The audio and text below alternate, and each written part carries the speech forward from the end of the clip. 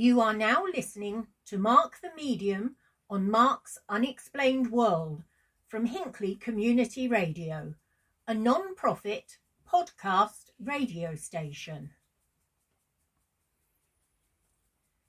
Tonight's episode is about the 1952 Washington UFO incident. Over to you, Mark.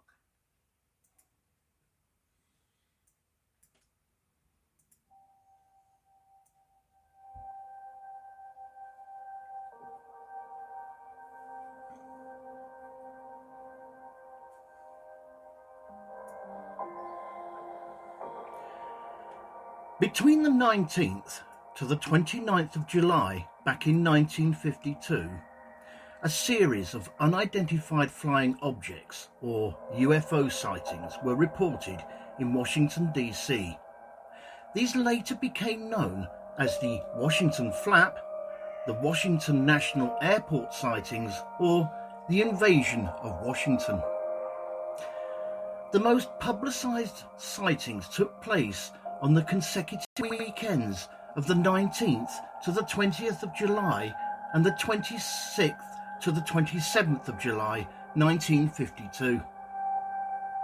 So frequent were these sightings that Air Defense Command even set up a jet pilot to investigate these objects, but he was unable to overtake the moving unidentified air phenomena.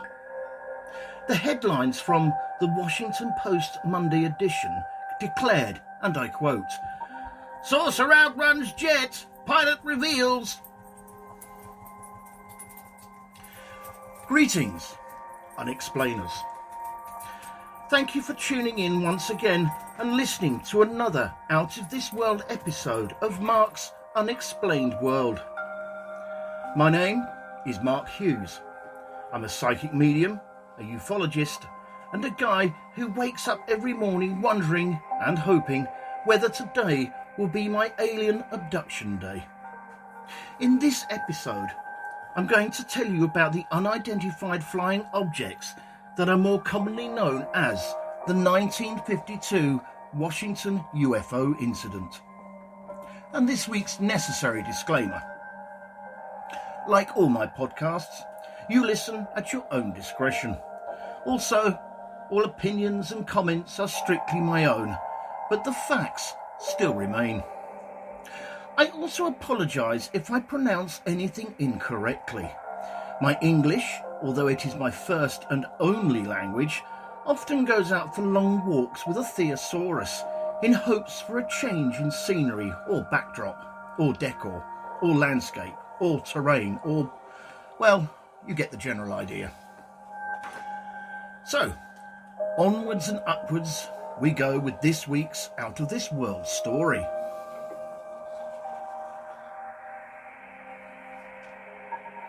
According to Wikipedia, Washington, D.C. was formerly the District of Columbia and is commonly known as Washington or D.C. and is the capital city of the United States of America. The city is located on the east bank of the Potomac River, which forms its southwestern border with Virginia and borders Maryland to its north and east. The city was named after George Washington, who was a founder father, victorious commanding general of the Continental Army in the American Revolutionary War, and the first official president of the United States, who is sometimes referred to as the father of his country. This district is also named for Columbia, the female personification of the nation. Washington, D.C. anchors the southern end of the northeast megalopolis, one of the nation's largest and most influential cultural, political, and economic regions. As the seat of the US federal government and several other international organizations, the city is undoubtedly an important world political capital. It is the 8th most visited city in the United States, with over 2 million visitors as of 2019.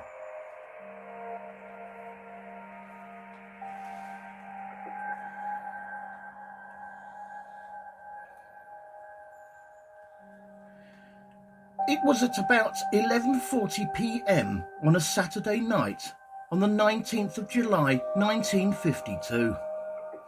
An air traffic controller, Edward Nugent, was sat at his radar screen at Washington National Airport in Washington, D.C., when he suddenly saw what appeared to be 7 unusual blips on his radar screen in front of him.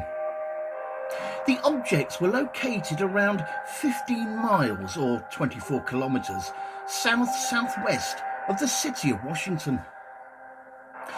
There was no known aircraft supposed to be in the area at that time, so there was absolutely no explanation for the presence of the 7 unusual objects on his screen. Edward Nugent called over his superior, Harry Barnes, to come and take a look and to see if he could make some sort of sense out of what they were looking at.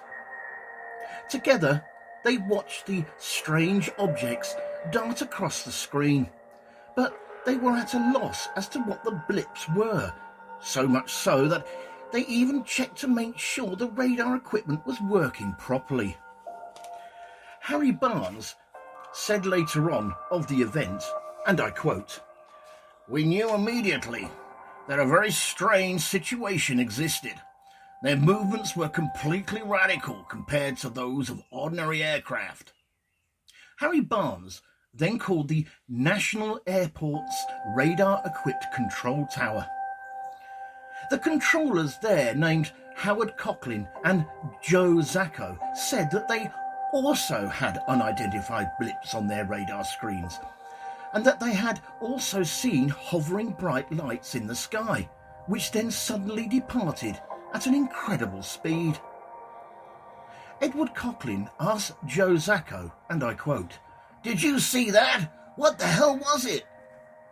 At this point, other objects started to appear in all sectors of the radar scope.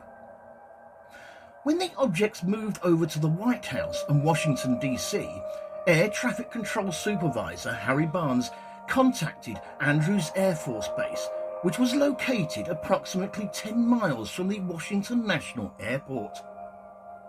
Although Airman William Brady from Andrews Air Force Base reported that they had no unusual objects on their radar, another airman from within Andrews Air Force Base soon called the control tower to report the sighting of a strange object in the sky.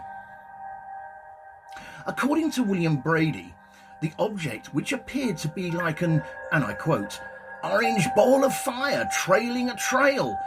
It was like anything I'd ever seen before." As William Brady tried to alert the other personnel in the tower, he added that the strange object, and I quote, "took off at an unbelievable speed." The controllers at both airports, at Washington National and Andrews Air Force Base, began tracking the objects, which they estimated to be travelling at around 130 miles per hour, when all of a sudden they just suddenly disappeared from the radar screen.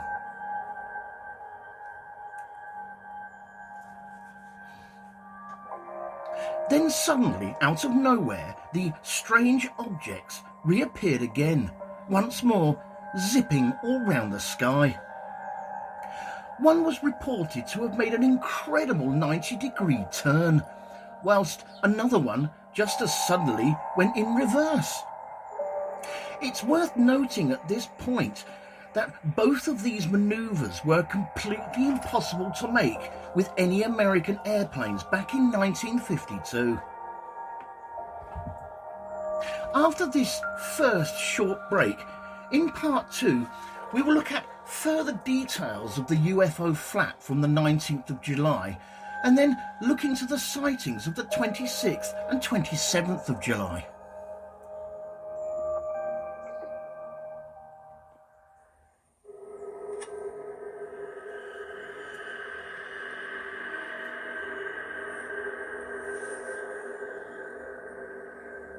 This show is brought to you courtesy of Neil Packer and the Haunted Antiques Paranormal Research Centre.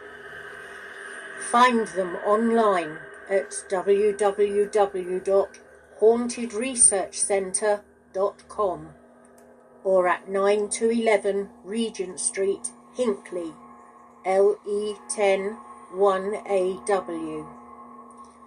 Open on Saturdays from 10 a.m. to 4 p.m. for guided tours of the haunted rooms at just £3 per person. Booking is essential at all times, and over 16s only, please, unless accompanied by an adult. The haunted rooms are extremely haunted, and paranormal activity could and has taken place at any time. Some areas and particular objects or items can be quite scary and unnerving. Membership is available for £25 to qualify for selective offers. And why not download the app, available on both iOS and Android for only $3.99, to keep up to date with what is coming up at the centre.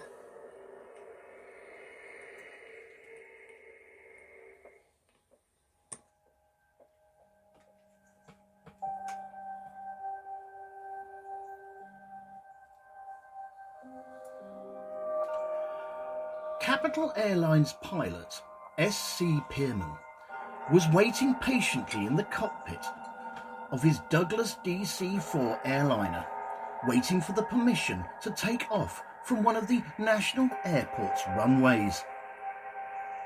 After he spotted what he believed to be a meteor, he was informed that the Washington Control Tower's radar had detected unknown objects closing in on his position. S.C. Pierman observed 6 objects, and according to him, they were white, tailless, fast-moving lights that lasted for over a 14-minute period. S.C. Pierman was also in radio contact with Air Traffic Control Supervisor Harry Barnes during his sightings, and Harry Barnes later claimed that, and I quote, "Each sighting coincided with a pip that we could see near his plane. When he reported that the light streaked off at a high speed, it disappeared on our scope." Meanwhile, the control tower personnel at Andrews Air Force Base were tracking by radar what some thought were more unknown objects. Staff Sergeant Charles Davenport observed an orange-red light to the south, which he said, and I quote, The light would appear to stand still, then make an abrupt change in both directions and altitude. This happens several times." At one point, both radar centres, Washington National Airport and Andrews Air Force Base, were tracking an object which was hovering over a radio beacon. What was more compelling about this strange object was that when it vanished from the sky, it also completely disappeared from all the radar centre screens at the same time. And another odd thing to note about these unidentified air phenomena, or UAPs, is when at about 3 a.m. in the morning, shortly before the F-94 Starfighter jet fighters from Newcastle Air Force Base in Delaware arrived over Washington, D.C., all of the objects disappeared from the radar screens at the Washington National Airport. So, what's it about that, I hear you scream? Well, when the F-94 Starfighter jets ran low on fuel and left the area, the unidentified air phenomena returned. This action convinced Air Traffic Control Supervisor Harry Barnes that, and I quote, "the UFOs were monitoring radio traffic and behaving accordingly." when suddenly, without warning, at 5:30 a.m. on the Sunday morning of the 20th of July, the objects just disappeared.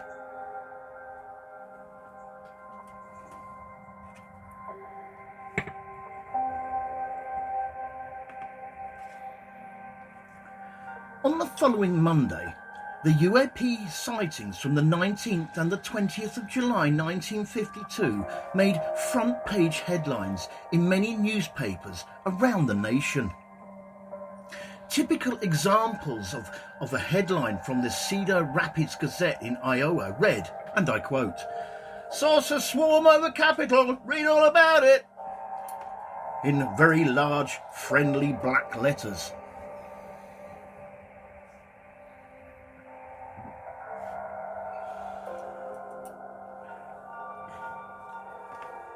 An uneventful week passed by, and the Washington flap started to die down. That is until 8:15 p.m. on the next Saturday, the 26th of July 1952, when an aircraft pilot and stewardess on a National Airlines flight into Washington, D.C.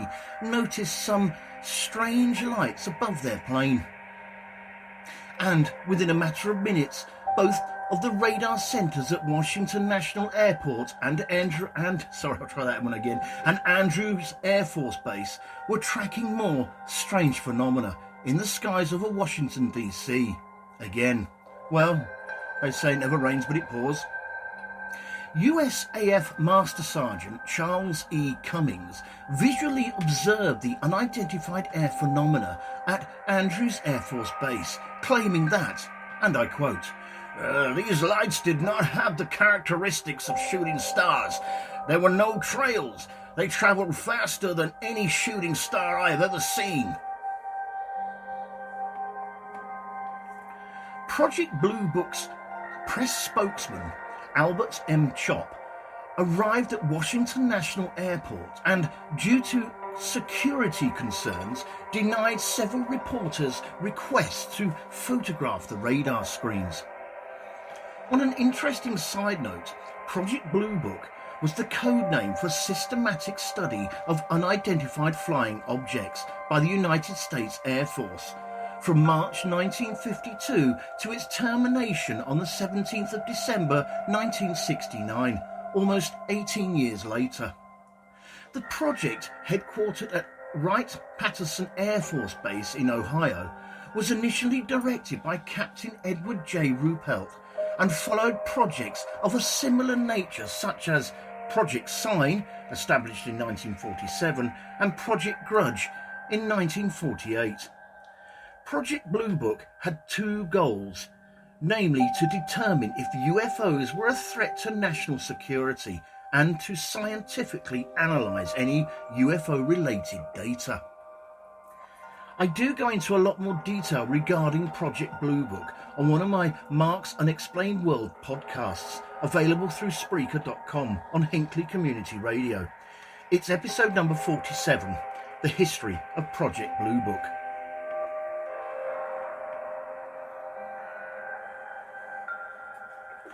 Project Blue Book's press spokesman, Albert M. Chop, then joined the radar centre personnel at the Washington National Airport. But by this time, at approximately 9:30 p.m, the radar centre was detecting UAPs, UFOs, glowing lights and strange phenomena in every sector of the skies. It was absolute chaos up there, what with some of the objects travelling slowly, some of them travelling quickly, then backwards, forwards, up, down and around. It was just like a rave in an ant's nest. At the time, it was calculated that the speed on which some of the objects moved across the radar scope were up to as much as 7,000 miles per hour.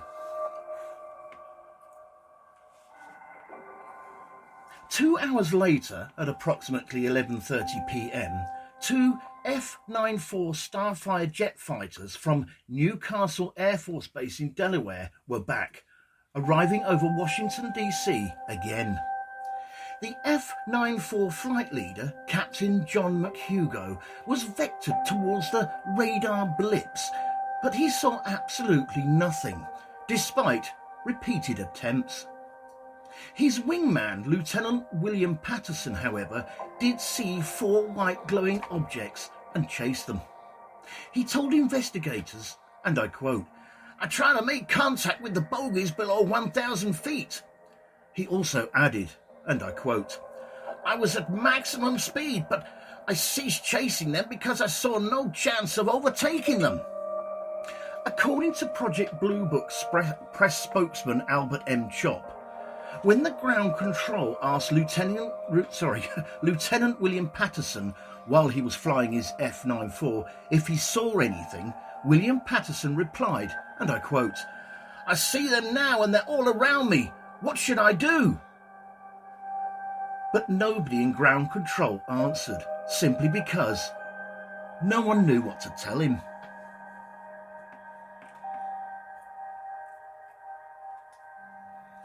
Half an hour later, just after midnight on the 27th of July, Project Blue Book's liaison at the Pentagon, USAF Major Dewey Fournette, and the United States Navy radar specialist Lieutenant John Holcomb arrived at the Washington National Airport Radar Center.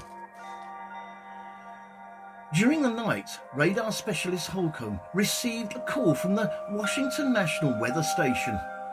They informed him that a slight temperature inversion was present over the city, but Lieutenant John Holcomb felt that the temperature inversion in question was not, and I quote, "not nearly strong enough to explain the good and solid returns on the radar scopes." Fournette delayed that all those present in the radar room were convinced that the targets were most likely caused by solid metallic objects. There had been weather targets on the scope too, but this was a common occurrence and the controllers were paying no attention to them. And on yet another interesting side note, in meteorology, a temperature inversion is a deviation from the normal change of an atmospheric property with altitude. Normally, air temperature decreases with an increase in altitude, but during an inversion, warmer air is held above the cooler air. An inversion traps polluted air, such as smog, close to the ground. It can also suppress convection by acting as a cap. And if this cap is broken for any several reasons, convection of any moisture present can then erupt into a violent thunderstorm. Temperature inversions can notoriously result in freezing rain in cold temperatures.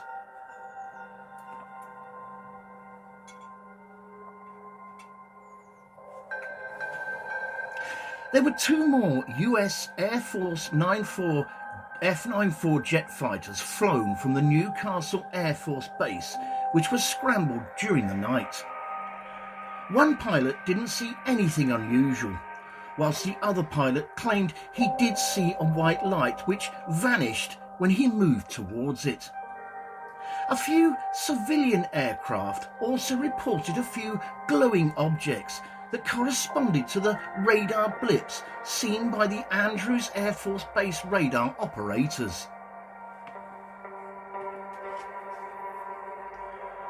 Then, just the same as the week earlier on the 20th of July 1952, on the 27th of July, the UFOs, UAPs, all the strange phenomena and unknown radar returns ended.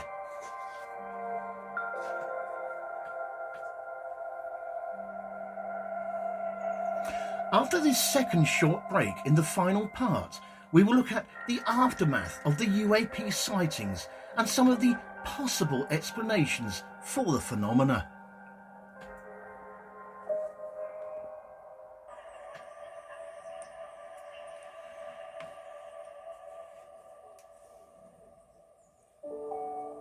Fright Nights was established in 1999 as the first company in the world to offer overnight ghost hunt experiences to the general public, pioneering paranormal events since the last century. Fright Nights operate at hundreds of the UK's most haunted and exclusive venues. All events have their own team of experienced paranormal investigators, mediums and psychics. They have a VIP members club for regular returning guests, offering loyalty discounts and exclusive invitation-only events. They can also host private events for your family and friends. You can contact them on 07852 998 628 or email them at office@frightnights.co.uk, or take a look at their website at www.frightnights.co.uk, where you can see the many locations they investigate and learn about them and the opportunities they have available. Hundreds of ghost hunters join Fright Nights every month for the most thrilling ghost hunting experiences they'll never forget. If you haven't been on a ghost hunt before, then why not join them to see what it's all about? Why not visit their social media sites for up-to-date information on all the places they visit and to see what's coming up in the future? They look forward to seeing you all soon. Fright Nights Ghost Hunting Events. Remember, only the original will do.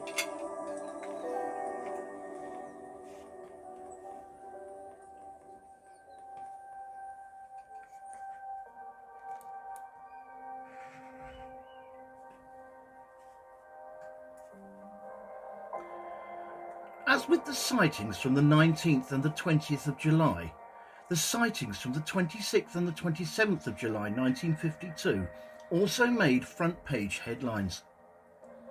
This forced President Harry Truman to have his Air Force aide call Project Blue Book director Captain Edward J. Ruppelt and ask for an explanation of the UAP sightings and unknown radar returns. President Harry Truman listened to the conversations between his Air Force aide and Captain Edward J. Ruppelt on a separate phone, but did not ask any questions himself. Edward J. Ruppelt, remembering the conversation he had had with the Air Force aide, said that the sightings may have been caused by the before-mentioned temperature inversions. However, Ruppelt also told the Air Force aide that as of yet, he had not interviewed any of the witnesses or conducted any formal investigation. Central Intelligence Agency, or CIA historian Gerald Hines, in his 1997 book, The History of the CIA's Involvement with UFOs, also mentions President Harry Truman's concern at the time of the incidents. He said, and I quote, a massive build-up of sightings over the United States in 1952, especially in July, alarmed the Truman administration. On 19th and 20th of July, radar scopes of Washington's National Airport and Andrews Air Force Base tracked mysterious blips. On the 27th of July, the blips reappeared. The CIA would react to the 1952 wave of UFO reports by forming a special study group within the Office of Scientific Intelligence, or OSI, and Office of Current Intelligence, or OCI, to review the situation. Edward Traus reported for the group that most UFO sightings could be easily explained. Nonetheless, he recommended that the agency continue monitoring the problem. The extremely high number of UFO reports in 1952 disturbed both the Air Force and the Central Intelligence Agency, or CIA. Both the CIA and the Air Force felt that an enemy nation could deliberately flood the United States with false UFO reports, causing mass panic and allowing them to launch a sneak attack. So, on the 24th of September 1952, the CIA's Office of Scientific Intelligence, or OSI, sent a memorandum to the CIA's director, Walter B. Smith. The memo stated that, and I quote, "The flying saucer situation has national security implications. In the public concern with the phenomena lies the potential for the touching off of mass hysteria and panic. The result of this memorandum led to the creation in January 1953 of the Robertson Panel. The Robertson Panel was a scientific committee which met in January 1953, headed by American mathematician and scientist Howard P. Robertson. The panel came about from a recommendation to the Intelligence Advisory Committee, or the IAC, in December of 1952 from the Central Intelligence Agency, or CIA's, review of the US Air Force investigation into unidentified flying objects and Project Blue Book. It sounds complicated, I know, but the Robertson Panel was briefed on US military activities. The panel's report had concluded that UFOs were not a direct threat to national security, but could pose an indirect threat by overwhelming standard military communications due to public interest in the subject. They concluded that most UFO reports could be explained as misidentification of mundane aerial objects, and the remaining minority could, in all likelihood, be similarly explained with further study. The Robertson Panel recommended that a public education campaign should be undertaken in order to reduce the public interest in the subject, minimising the risk of swamping air defence systems with reports on critical times, and that civilian UFO groups should be monitored. The Robertson Panel's report was contained within a larger internal CIA report by F.C. Durant, who was a CIA officer serving as secretary to the panel, which summarises the activity of the panel and its conclusions. This wider document is commonly referred to as the Durant Report.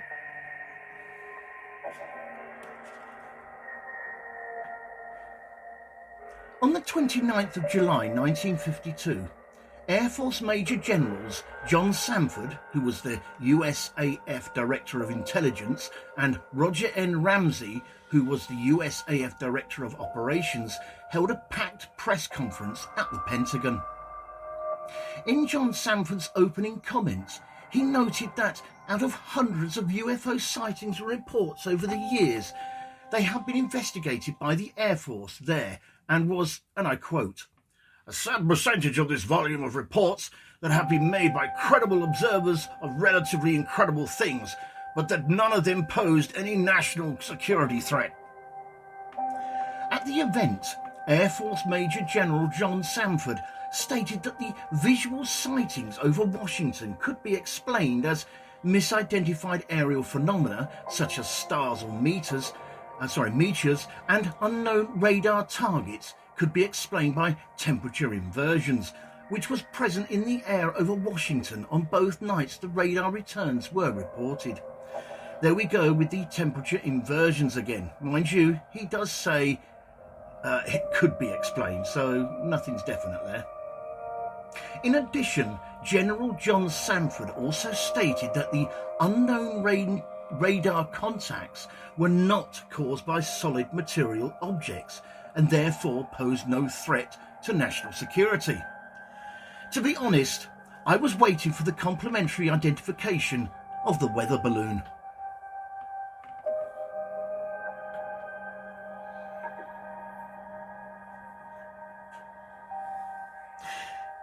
In response to the question as to whether the Air Force had recorded any similar UFO radar contacts prior to the Washington UFO incident, General John Sanford said that there had been hundreds of such contacts where Air Force fighter interceptions had taken place, but stated that they were all fruitless. It was noted at a later date that this Pentagon press conference had been classed as the largest since World War II, with the tabloid press calling General John Sanford and Roger N. Ramey the Air Force's two top UFO experts.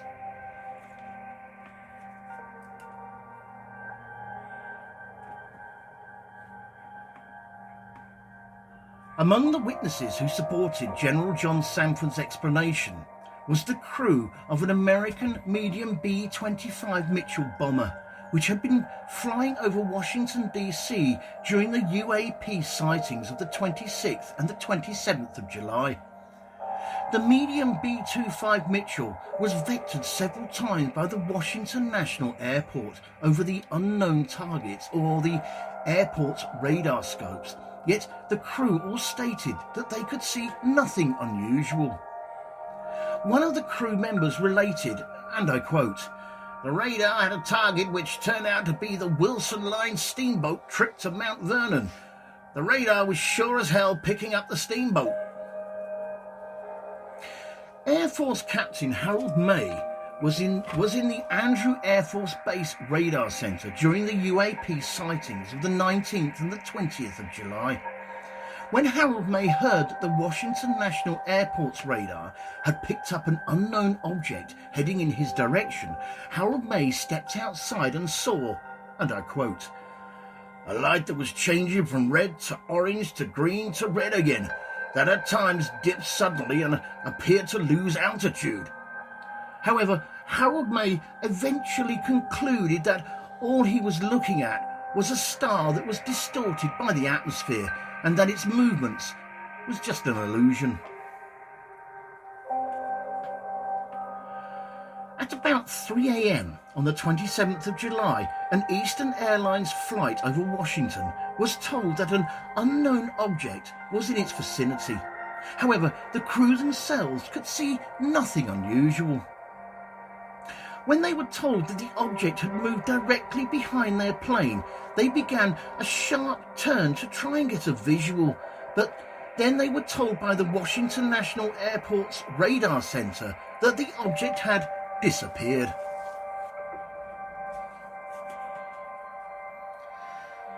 At the request of the Air Force, the Civil Aeronautics Authority, or the CAA's Technical Development and Evaluation Center, did an analysis on all the radar sightings from the night in question.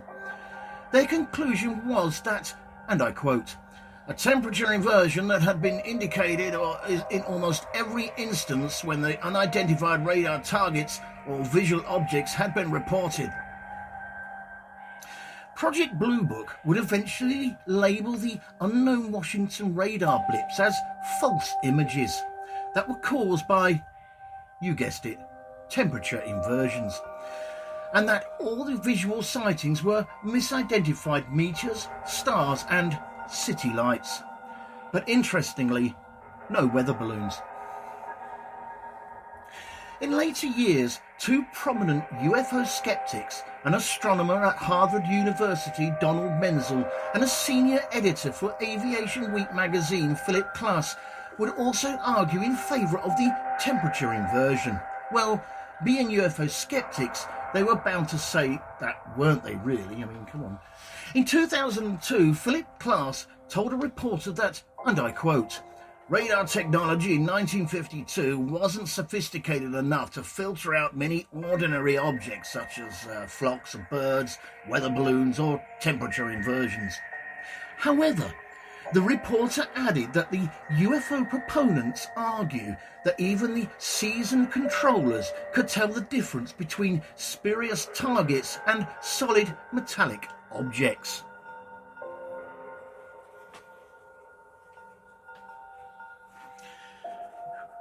The Washington Flap is still played out today in popular culture. For example, the 10th and final episode of the first season of the 2019 History Channel television series Project Blue Book, titled The Washington Merry-Go-Round, is based on the 1952 Washington UFO incident. And several episodes of the 2021 Netflix series Top Secret UFO Projects Declassified refer to the 1952 Washington DC UFO incident, including the first episode, Project Blue Book Unknown, which reenacts the incident with CGI and plays archival footage with several former witnesses.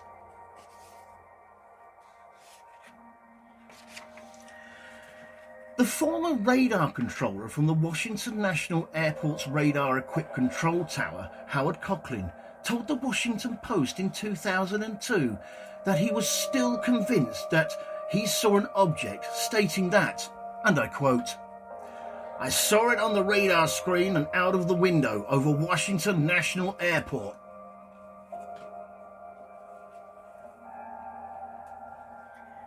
Thank you all for taking the time out to listen to this episode of Mark's Unexplained World. In our next episode, show 65, we are going to be looking at the Germanwings Flight 9525. This was a scheduled international passenger flight from Barcelona El Prat Airport in Spain to Dusseldorf Airport in Germany. Its crash was deliberately caused by the co-pilot Andreas Lubitz, who had previously been treated for suicidal tendencies and been declared unfit to work by his doctor. However, Lubitz kept this information from his employer and instead reported for duty. Shortly after the aircraft reached cruise altitude, and while the captain was out of the cockpit, Lubitz locked the cockpit door and initiated a controlled descent that continued until the aircraft hit a mountainside, killing all 144 passengers and 6 crew, all of who came from at least 18 different countries. This show was written and researched by me, Mark Hughes, and proofread and edited by Linda Hughes. The actors in this episode were Mark Hughes, Linda Hughes and Denise Poolar, with special thanks to Neil Packer and the staff at the Haunted Antiques Paranormal Research Centre in Hinckley, and a big thanks to everyone for listening. Mark's Unexplained World, because there's more to the paranormal than meets the third eye. And remember guys, keep it real, because being real is better than being perfect. This show and all its contents are covered by basic copyright of Mark the Medium.